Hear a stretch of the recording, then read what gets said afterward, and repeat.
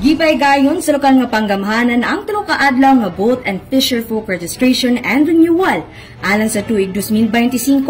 Pinaagi sa pagpanguna sa City Agriculture's Office Fishery Section. Di pahitabo kini aron masiguro nga legal nga makapangisda ug makapanginabuhi ang mga individual.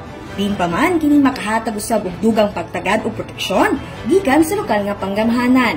Sa kinatibukan, 132 ang nagparehistro sa motorized nga mga bangka ug 16 niini ang nagparehistro sa non-motorized boats. Para usab sa pagparehistro sa Fisher's License Identification Card, 75 ka individual ang ni-avail niini.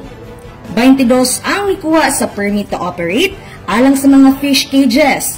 5 usab ang nirehistro alang sa fishing gear permit. Ug alang sa Fish Worker License ID, 8 ka caretakers ang nagparehistro.